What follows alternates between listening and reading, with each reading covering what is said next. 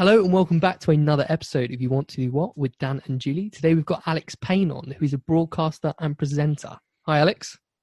Good evening, gents. How are you? All good. Thank you for coming on. Been looking forward to this one. Good. Well, very nice to be with you, and thank you for the call up. So do you want to tell everyone a little bit about what you actually do, Alex? That's a very good question. I'm probably trying to work it out for myself. What do I do? So I definitely haven't had a sort of standard career. I think that's safe to say. Was always a sports nut growing up as a kid, and realised, having looked into becoming things like a sculptor and going into the army and going into advertising, that actually sport was where all the fun was. So joined Sky about a week after I left university, making tea and coffee, and was lucky enough to progress through the ranks to what was pretty much the dream job of hosting live Rugby Union on Sky, and we had some pretty good days doing that. I was very lucky, I think, that my job has always felt more like a hobby. So I've always been very passionate about what it is that I've been doing. And, you got a bit of a journey with it. I started when I was very, very young, broadcasting, probably way too young. And as I've done it for longer and longer, you get more comfortable and you get the chance to sort of expand, I suppose, the remit. Off the back of sort of working at Sky for a number of years, I think I probably did about 17 years there. I'm still very much in touch with them and do the odd bit and bob, but they don't do very much rugby anymore. Started a podcast about 3 years ago, and that was actually with a company called Joe. And well, actually, I say I started it. They conceptualized it, and I came in and presented it.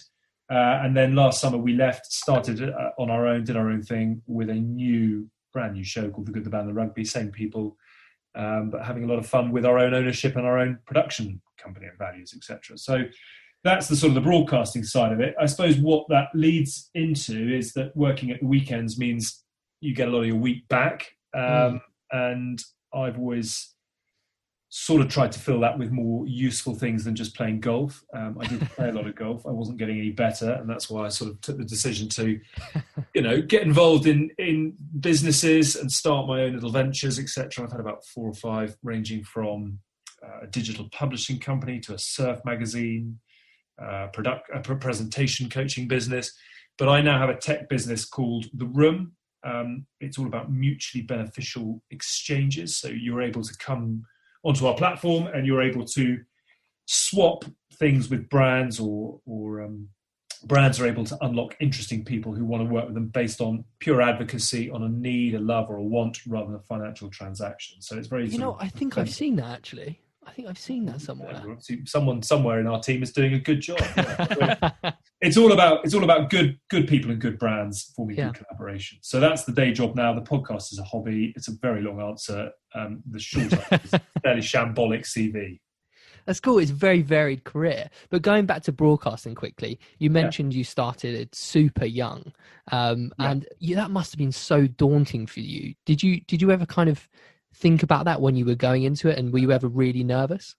Not just at the start.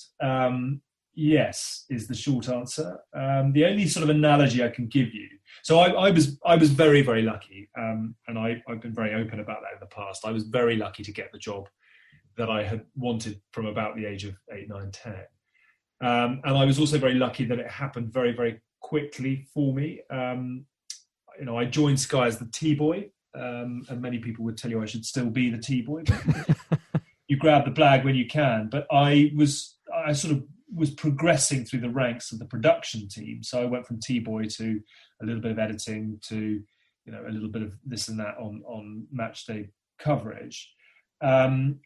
And I was never very vociferous about the fact I wanted to broadcast, because I was of the firm belief you had to kind of prove yourself at the basement level before you got the chance to go in the elevator. Mm-hmm. And I think that's I stand by that now. I think it's probably a very useful thing for sort of ambitious presenters to bear in mind, is that, people want to see commitment to, the production team and to the channel and to the sport before they just chuck you on camera. And I had done quite a lot of that. I mean, I did a lot of work experience for Sky while I was at university, and I went up and down from Edinburgh to work. So they knew I was very, very keen. But in terms of the broadcasting, I was in the office on a Friday night, and I literally got pulled aside by the executive producer who said, "We haven't got a reporter for the Army Navy game tomorrow. I'd like you to do it." And I was like, righto, that sounds quite interesting. So I went home. I didn't really sleep. I was at Twickenham at 8 a.m. the following morning, and I was an absolute bag of nerves. And I think all I had to do was, one live interview at the end of the game, which consisted of 3 questions plus a whole load of bits and bobs in the tunnel afterwards. But, I can't really explain to you how, I suppose just it feels like you're honestly walking along the edge of a cliff when you want something that much and you know that it's what you want to do, and suddenly you're thrown into it. It feels like you're tiptoeing along the edge of a cliff, and you know that if you get it wrong and if you swear or whatever it is, that the whole dream that you've been working towards is gone. And it's a curiously high pressure environment. I was actually talking to someone the other day. I mean, the tunnel, particularly in a rugby match, which is so sort of gladiatorial, the tunnel is a very, very intense environment on match day, and that's not surprising. But it's it's a very intense environment in which to work. And your job as a reporter, which is what I started doing, is to try and get interesting responses from people who don't really want to talk to the media. Eddie Jones pre-match is focused on getting his team ready. Steve Hansen is obliged to talk to the media, or was certainly, but it's the last thing he wants to do.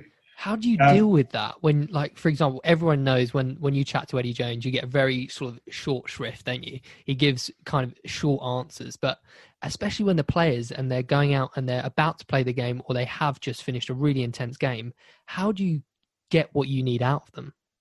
That is a very good question. And I think a lot of it comes down to feeling very comfortable in the role.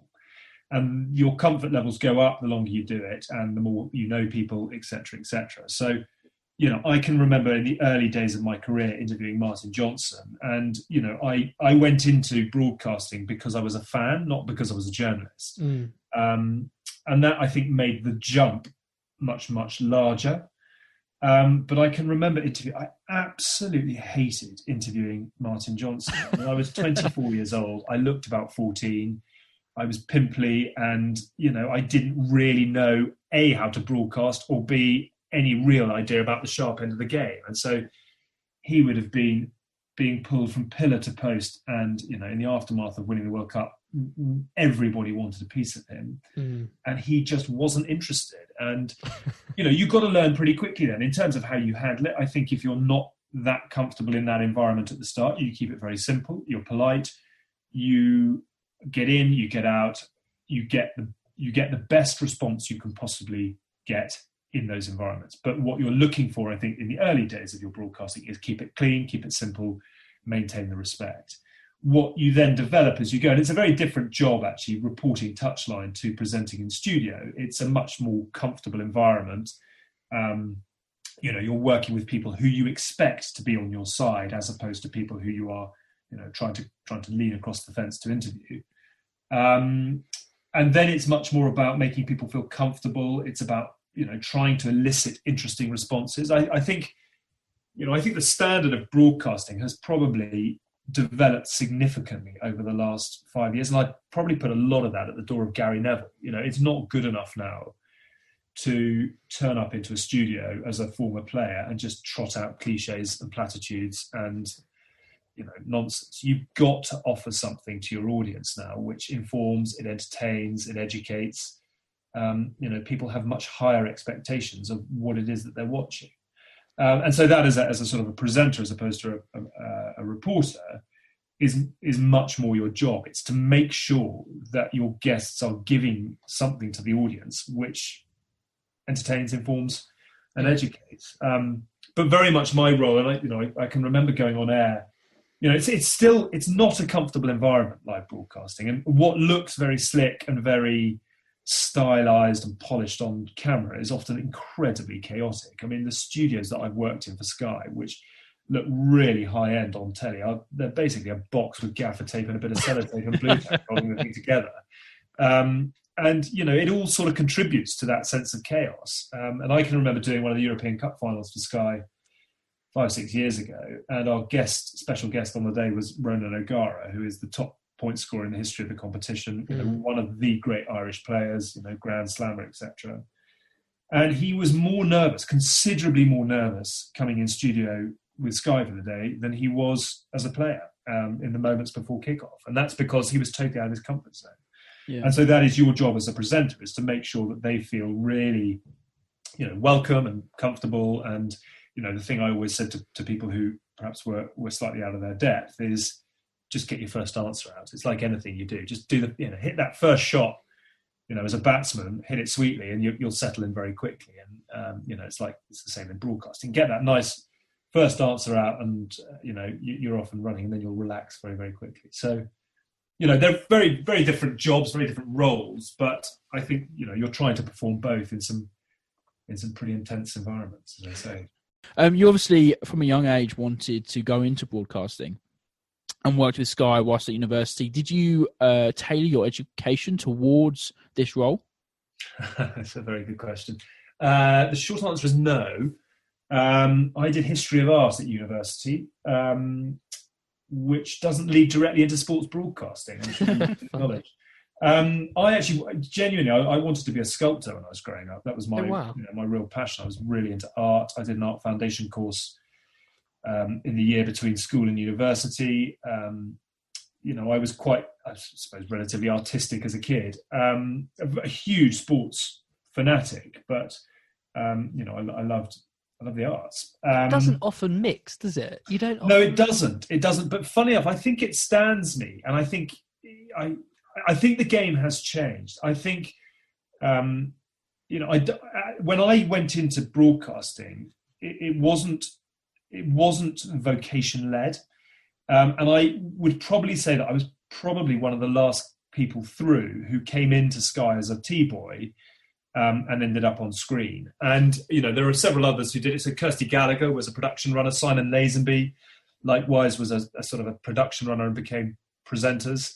But now it's much more, I think they put you through some sort of MBQ in journalism, and they like people who've done production studies and broadcast media and all that kind of thing. So I do think the landscape has changed, but I was always someone that was very conscious. I kind of wanted a fairly general degree, which you could go anywhere with, in case the broadcasting didn't work out. And I think, I don't in any way, shape or form regret that. I wanted a degree. I got a solid 2-1, and I think that shows people that when you apply yourself, you've probably got enough to get the job done. I didn't want to specialise in broadcasting, because if it then doesn't work in broadcasting, it's very hard to transfer into advertising, whatever it might be. Well, one of the important things we try to find out about people, particularly going through university, is what they do additional to their degree. And one of the things you said is you helped out at Sky whilst at university. How much of an impact do you think that had in you moving forward after university? Oh, extraordinary. I get asked a lot, how do you get into broadcasting? How do you get into media, etc.? In all honesty, I think that industry is as much about getting in through the ground floor and proving how much you want it as it is about the qualifications that you earn through education. So I was very, very lucky. I was pretty persistent. I won't lie. I wrote to Sky and said, "Can I come and do work experience?" And they were like, "No, you've not done anything anything in the industry. Go away and come back." So I went and did some work with Bath Rugby, which was my rugby team. I went and did some work with an agency. I actually, funny enough, I had 2 weeks in London in my summer holidays. I can't remember what it was I was doing. And I thought, well, look, I might as well put these to good use. And I got the Thompson Directory out, which was a blue sort of version of the Yellow Pages. And I rang sports agencies. And I got to a company called Benchmark Sport. And I said, look, hi, I'm young. I'm happy to come and make tea. I'll do any of the photocopying. I just want to, get going in the sports industry. It's what I'm interested in. And they were brilliant. They were really, really, really good guys. I'm still very much, I say I'm still in touch with them. I still like catching up with them when I see them. But their response was brilliant. Do you bat or bowl? And I said, probably a bat if I have to. And they said, brilliant. We'll get to our office for 2:00 and we'll see what you got. And so I had an interview in the Muse, in which their office was, with the entire team bowling at me, and they were asking me, you know, what I want to do and what my passions were, etc. And I managed to sort of protect my wicket, and I started the following morning at 8:30 making tea and cleaning the alloys of the owner, and you know, all that kind of stuff. And you know, I think what that shows you is that, particularly in industries where, particularly like the media, I suppose, where everybody wants a little bit of it, you've got to show that you want it more than most. And I was very lucky. I went to a very good school. I went to a very good university. But I started at Sky on 13 grand a year, collecting sandwiches and photocopying and, you know, handing out cups of tea at 2 a.m. on a tennis overnight shift. And that is the ground where you learn not only about, you know, who wants it, but also you learn the second language that you need to pick up very quickly in television and media. So yeah, I think, you know, work experience is every bit, if not more valuable, often, certainly in the sort of the media industries, than the qualifications you come out with. And it also enables you to make connections. I mean, the people that I did work experience with at Benchmark Sport, I did an internship at IMG, I did work at a data company, you know, Sky, etc. The people I did work experience with there are now off running big businesses, and you know, there was a sort of a crew that have come through together, I think. And it comes down, I think, fundamentally to how much you want it. Would be my advice. And so you mentioned as well at the beginning, you do a lot more as well as doing broadcasting, presenting, and the podcast, and you run some other businesses. How that must mean you have a really wide sort of interest base. And how did you then start going, okay, I'm going to go start a company? Because that's quite a daunting thing to do. Yeah, it is. I mean, I've always had quite a broad range of interests. I mean, you know, I think fundamentally I like people. I really like talking to people. I like unlocking people. I like learning about people, etc., etc. And I think that's been very useful in the broadcast element, because I like getting under the bonnet. And you know, the podcast that we have in The Good, the Bad, and the Rugby is successful, I think, because the show deals very much in people. It doesn't deal in rugby. And we get some really big names on, and we get them bearing their souls and their secrets, and that makes for quite intoxicating content. In terms of, you know, the business element, I mean, I'm not actually lying when I say that I was spending most of my week in a sand bunker in Richmond trying to practice my short game, and I genuinely just wasn't getting any better. I was becoming quite frustrated. I was fairly bored, and you know, I was a 25-year-old presenter on Sky Sports News who was working the 10 till midnight shift with the great man who was a guy called David Bobin, who sadly passed away a couple of years ago, known as the Mighty Oak. It just was the godfather of television. And I had all my days free, you know, and I had a couple of mates who were farting about doing not very much, and we played a bit of tennis, etc. But I was genuinely 25 years old thinking, look, the broadcasting is going quite well, but you've got to find a second string to it. And you've got to have something that occupies your Monday to Friday, you know, more substantial than just playing golf or tennis. So I did, you know, my dad's an entrepreneur, I suppose. You know, he's a businessman in his own right, and I watched him do what he did and wanted to have my own project. I also, I think saw relatively early that the media landscape was changing, and you need a second option. You need to diversify. You know, when I came into Sky, you know, Stuart Barnes and Dowie Morris were the rugby pundits in the game, and what they said went, and they were on, you know, juicy, healthy contracts with Sky, and that was their job. You know, they were in Sky Rugby office Monday, Tuesday, Wednesday, Thursday, Friday. They travelled to games, Saturday, broadcast it. And they were analysing, they were talking, they were researching, etc. What happened, I think, when I started getting going is that element fell away, and it began to become much more pay as you play. Let's get lots of different people in.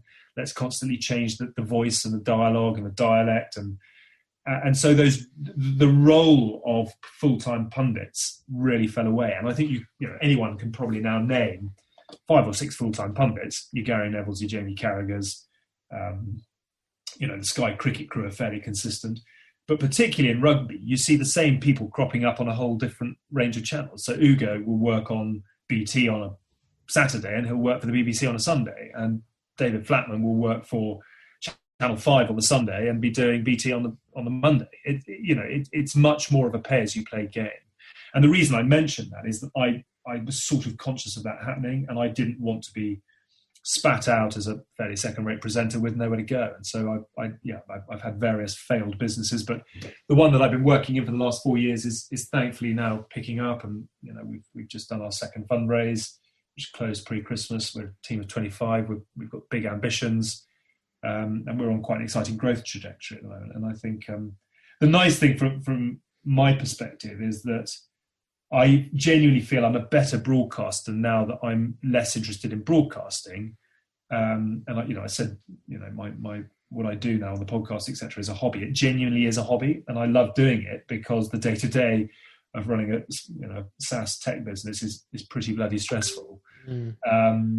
So yeah, I think if you look across presenters now, most of them have got a second pie in which to focus some of their energies. So how did you when you first started getting into broadcasting learn it? Obviously you didn't have an education in it, and there are maybe today a slightly more courses around presenting, but what is it you did? Honestly, I learnt live on television. And I can only be thankful that when I was coming through, social media was embryonic, to say the very least. In fact, when I first started on Sky Sports News, which would have been 2005, I don't think social media actually even existed, which is utterly depressing and makes me feel very old. But if I was coming through the ranks now with the lack of experience that I had and making the errors that I made, I would just never, ever, ever, in the words of Alan Partridge, get a second series. I bombed many, many times over. But I was literally learning live on air. I mean, I had never done any acting, any public speaking. I hadn't debated. I literally had no public speaking experience at all before I was given a microphone and sent live on television. So when you asked originally how nervous did you get, the answer is, yeah, pretty nervous. But I had a real passion for it. And I think where I was lucky is that because my passion was rugby, it wasn't broadcasting, I had a knowledge bank.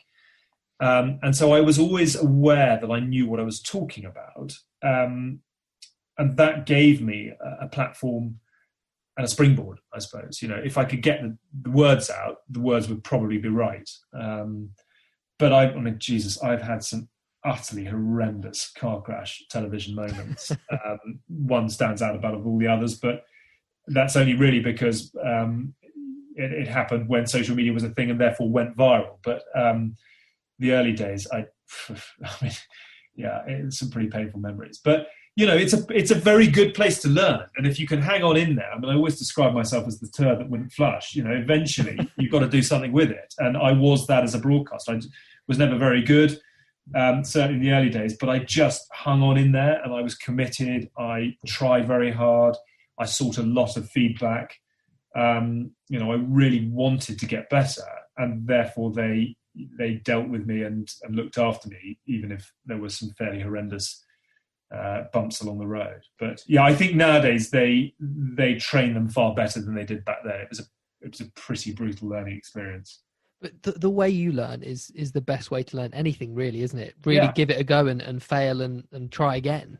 Yeah, absolutely. Yeah. If at first you don't succeed in all that, you've just got to be persistent. And that's with anything. You're not going to be a world-class presenter in the early years of your career. You've got to feel very, very comfortable. The thing actually, funny enough, which looking back now, I find very interesting, is that at the start, I was terrified of things going wrong, and I was prepped to within an inch of my life. And, I knew all the stats and I knew every player, and, I'd watched all the games that I needed to research.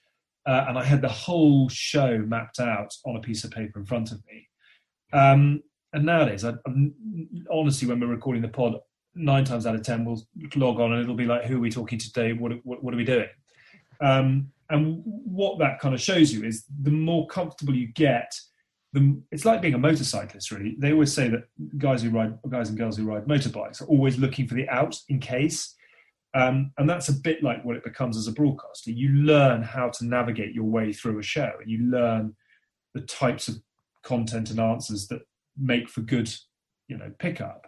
And so I'm a much better presenter now because I hope, lots of people might well disagree, but I feel a much better presenter now because I don't need to prepare. And that gives you a freedom in the content that you create that if you are over-prepped and you're too structured, I think limits what you can do with the time that you've got. Do you think that's also just because you've been in the industry so long, you've just got like a knowledge bank of your industry? Yes, yeah, absolutely. I mean, I know how things work now. I think also the other thing is, and I say this gently, but I also don't really care very much anymore. And I know that I don't mean that to sound flippant, but I'm a 40-year-old bloke now with a business that sucks most of my energy out, and I've got a wife and 2 kids, and I've sort of moved past the point now where it's everything. I think when you've got enough battle scars and you've been chewed up and spat out a few times and it's gone horribly wrong, you just kind of learn that none of it really matters very much. The sun still keeps coming up the next day, and hopefully my wife still loves me, and my kids will sort of have enough respect. And I don't mean to take this into a sort of a profound space, but no. I would definitely remind people, particularly when they're starting out, that it doesn't really matter. You're talking about sport. You're not saving lives. You're not on the front line. You're talking about sport, and the world is a pretty turbulent place now, and everybody has an opinion on it. And actually, most of those opinions, with the greatest of respect, don't really count for very much in what I'm doing. I have to say, when watching rugby coverage or anything like that, or the cricket's a great example of it, it's the more relaxed it is, the more sort of we enjoy it as viewers, because sometimes when it's just so systematic, it becomes a bit dull. Yeah. And the more relaxed the crew on television are, the more relaxed you as a viewer are. Yeah. I mean, that's an inevitability. I think the other thing I was going to say, funnily enough, is in the early days of my career, I wanted to know exactly what I was doing at all times. Nowadays, I absolutely love it when it goes wrong. I pray for disasters, because that is the fun bit. That's where you as a broadcaster can show your range and your depth. And that's part of the reason I enjoy working as much as I do with Haskell and Tindall, is that it goes wrong pretty much every 2 minutes, and you're constantly trying to salvage respect and reputations because you're working with liabilities. And that's the fun bit, and that's why I think people dial in. I think there are sort of 2 ways now that you broadcast. One is the Sky Cricket ethos, and that is that you are so good at what you do and so informative that you are educating your audience. And that's great. And if you are at that level and you can maintain it, you will garner huge respect. But the advent of social media means that everybody has an opinion now. And if you're not hitting those levels, you're falling into a trap. And the alternative, therefore, is to include your audience in what you do and to make them feel that they are part of the dialogue. And I've seen that sort of transition along the way with Sky, because when I started, we were sort of encouraged to talk to the audience. And now it's, I think, conversing with them. And I think that's a sort of a subtle shift. But, I think you're absolutely right. The more you relax as a broadcaster, the more your audience relaxes with you. What are some of the biggest positives and opportunities you've had out of this career? Oh, God, wow. Positives. I genuinely think that achieving my dream job has given me a huge self-confidence and has been unbelievably self-fulfilling. And I sort of say that because I was the 8-year-old kid who depressingly videoed every single rugby special on Sunday nights. I was a real rugby fan, and I remember, I laugh about it with my parents now, but my mum used to say to me as I sat on the beanbag watching the same game for the 45th time, please get off your backside and go and do something useful. You will never watch rugby for a living. And I sort of quite enjoy reminding her that I do now watch rugby for a living. So there's been a huge sense of self-satisfaction for me, and that is a bit self-indulgent, but I got the job I wanted when I was 8, and that sort of is something I think to be proud of. Yeah, not many people can say that. The bigger positives, the chance to tell stories, and some big stories around events that I'm hugely passionate about, is just unbelievably rewarding. I will never forget broadcasting the third Lions test in 2017 and it finishing on as even. I mean, that was a story that was front page news, and a huge section of sports lovers in this country stopped to watch, and you're there chatting to them about it. I've met some incredible people. I've been very, very lucky to work, and I met some incredible people, Jonah, Johnny, Jono, right at the top of it, but also some extraordinary individuals like Ed Jackson and Matt Hampson, who, weren't lucky in sport. I don't know whether you know either of those two, but Matt has been very unfortunate in breaking his neck as a young England under-20s prop, but has been just an incredible force for good off the back of a hand that he's been dealt, and has raised huge sums of money for individuals who've been unfortunate in a similar way to him. So, I think, standing back from it, I think the rugby family is a very special family. I think that comes from the fact that when you get on that field, you have to go to some, well, let's say some dark places, but you have to look after each other physically. And I think that forms bonds and friendships. And, that extends into the wider family as well. People understand the sacrifice that,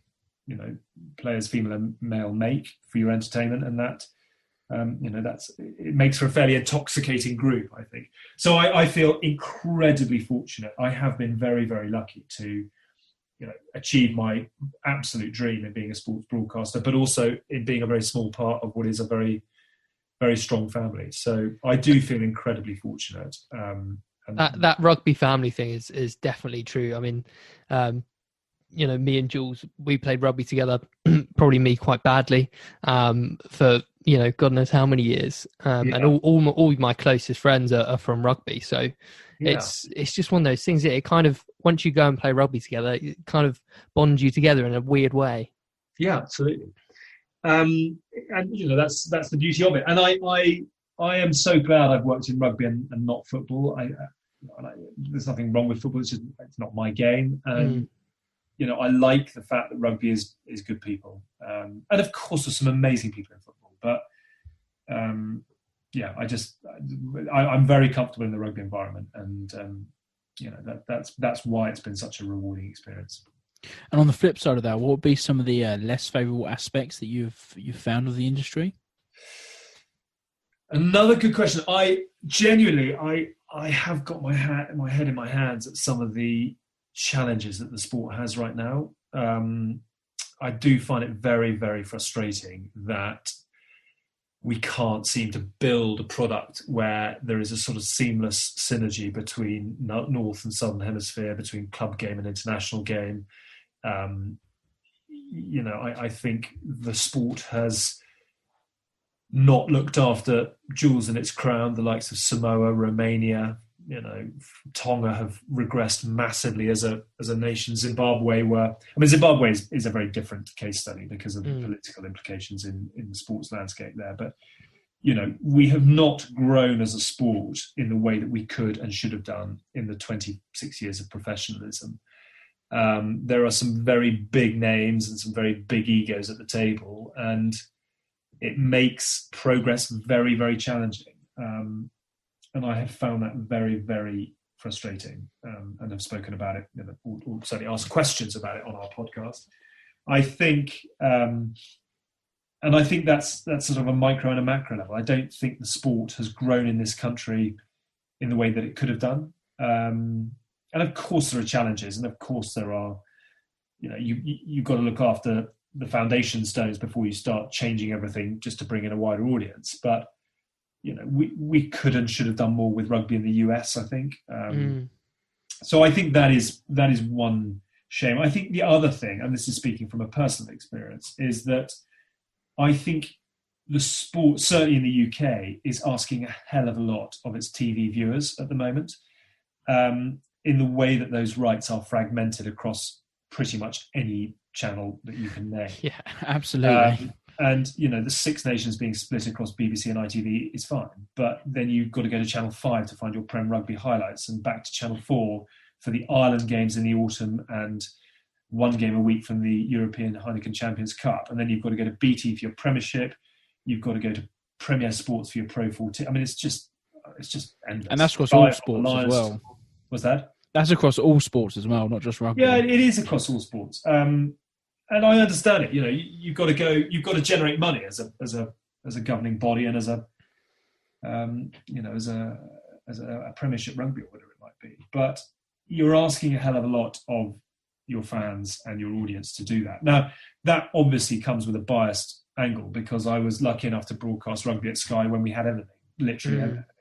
And people said it's ridiculous, Sky have got it all, and there needs to be more diversification in the coverage. And now everyone's saying it's absolutely ridiculous. There's so much diversification. I wish one broadcaster had it all. So you're going around the same roundabout a number of times. But I just don't think the sport benefits from being so dispersed and, you know, such sporadic coverage across the park. I think the final thing I would say as well, and I say this sort of cautiously because I've got some very, very good friends who are very good at what they do in the sporting landscape. But I was just literally having a conversation with one of the teams in the MLR before we started doing this.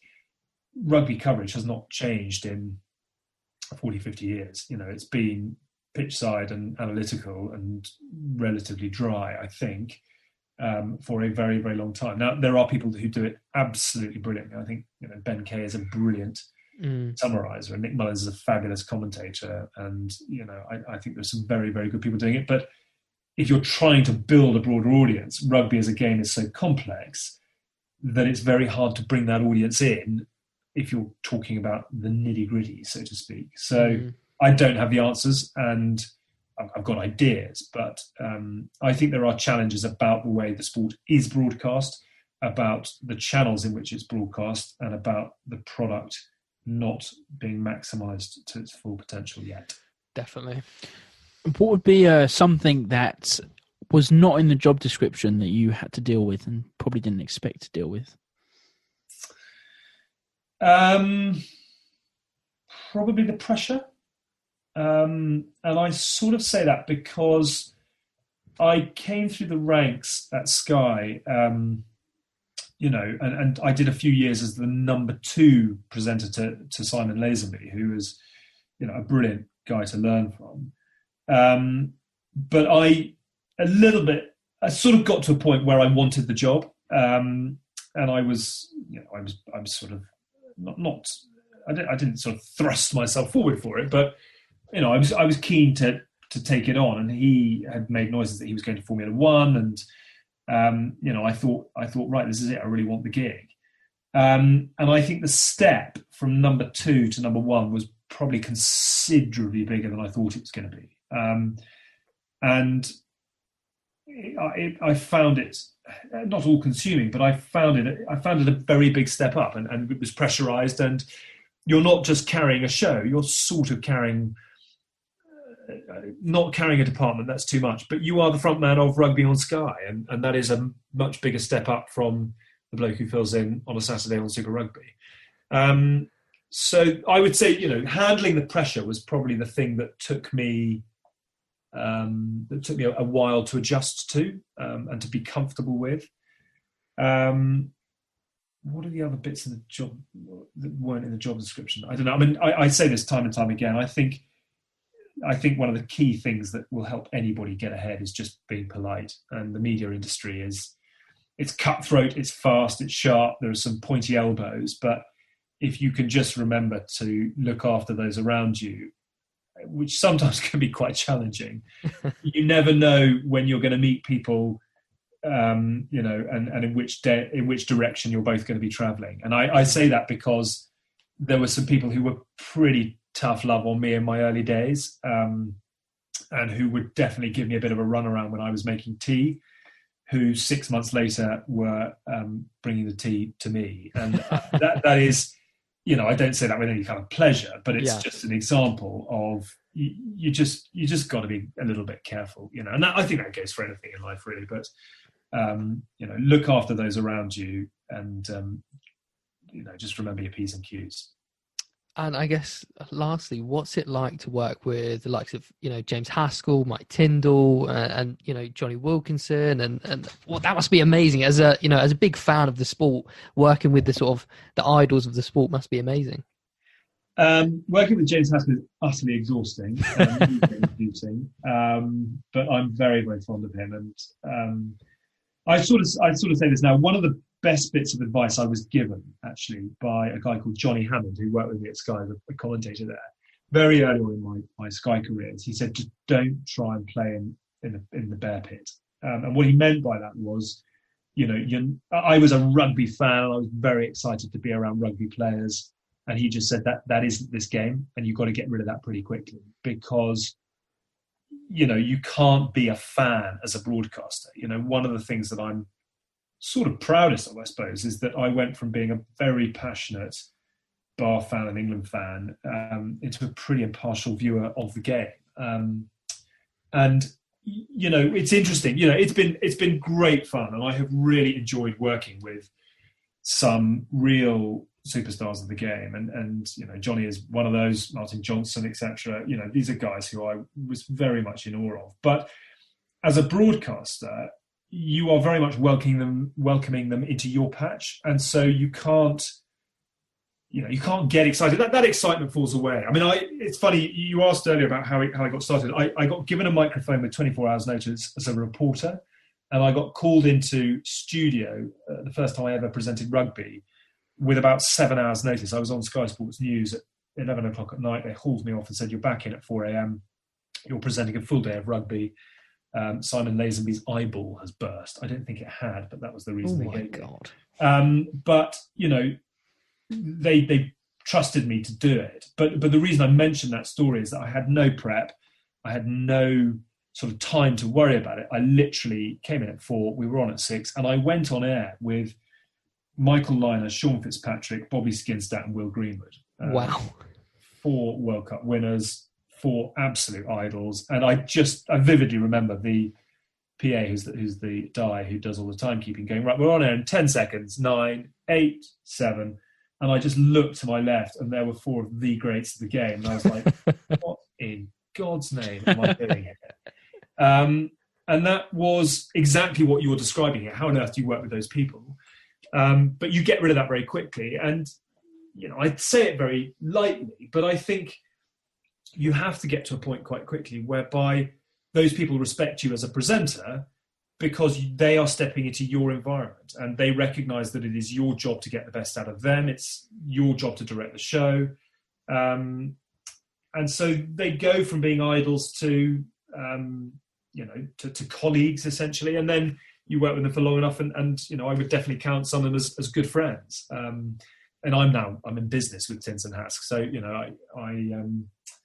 we've got a production company together that's growing quite excitingly. And so, I've definitely crossed, I suppose, that divide between, the great wise words of Johnny Hammond saying, don't play in the bear pit. I sort of dip my toe in a bit, but I also quite happily let them get on and scrap amongst themselves. And I'm very happy to set myself as far apart as I can. But definitely it's time and experience is the answer to your question. They go from being your idols to your colleagues. And then if you work with the same people for long enough, they become good friends. The power of a post-match beer is as strong in a production crew, I think, as it is in a proper team environment. So, that's probably the answer to the question.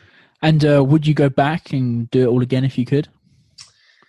Undoubtedly. I do one or two things a little bit differently, but that's a very interesting question, and I'd split it into 2. Would I do it again if I was 21? Absolutely, without a shadow of a doubt. Would I go back into rugby broadcasting now at the age of 40? Genuinely, probably not. And I say that because I think I am probably slightly disenchanted with the state of the game at the moment. And I say that because I've done 17 years of it, and I think if you do anything for 17 years, you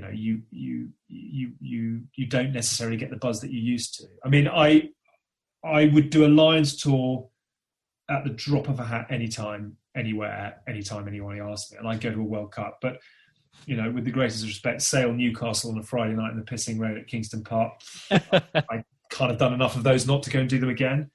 And yeah, I don't mean that to sort of be disparaging or demeaning of the product. I was very lucky, and I left Sky to whatever it was 18 months ago, I suppose. It was the last of the broadcast I did, and I left feeling very excited about a new opportunity. I left feeling very sad for what it was, but not what it became. So the early years at Sky were rock star, and they were absolutely amazing days. And there was a trip where we flew to Dublin and did a game in Dublin. We then went on private jet from Dublin to Geneva to do a game in Geneva, and then the weekend was done and we had 3 days skiing in Chamonix with a Subaru Impreza as our hire car. I mean, it was rock and roll telly, and it was really, they were very, very special times. But that was a point at which budgets weren't a word in broadcasting, and it was all about quality content and how could you go bigger, better, faster in what it was you were doing. And like anything, the industry matures, and it became much more about accountability and budgets and is this shoot actually gaining us any viewers? And the bean counters won through, and it just didn't become as much. It wasn't as much fun by the end. It was much more kind of, you can't do this. And I certainly pitched what I thought was some really good ideas to Sky in terms of rugby broadcasting, and they just weren't that interested. Rugby wasn't doing a lot of business for them, and so it was, we'll just keep doing what we're doing while we do it. And so by the end, I was a little bit frustrated. My perspectives and my horizons had changed. I'd gone from being young, free and single to a dad with 2 young kids, and long weekends away became harder as a result. So again, long-winded answer. If I was 21, I'd bite your arm off. If someone said, do you want to do it again? I'd be like, what is it we're going to be doing? How are we going to be doing it? I don't just want to go back to a 5-minute build-up in Belfast on a wet touchline, a 5-minute half-time and a 2-minute off-air. There are other people who will give you more enthusiasm than I could right now. Well, thank you so much for coming on, Alex. We both really enjoyed it. Great. Really nice to chat. And I hope it was interesting in some small format. And lovely to chat. Thank you. Absolutely. It's been a pleasure. Where can people find you on social media? Good question. I'm a fairly inactive social media-y type person. I think I'm at Alex Payne TV on Twitter and Instagram, but I'm a watcher, not a poster. So come and have a chat. In all seriousness, if any of your listeners want to drop a question, always very happy to help wherever I can in that kind of young aspiring broadcaster space. Hit me up there. Very kind of you. Thanks again, Alex. Cheers. Great fun. Thanks, guys.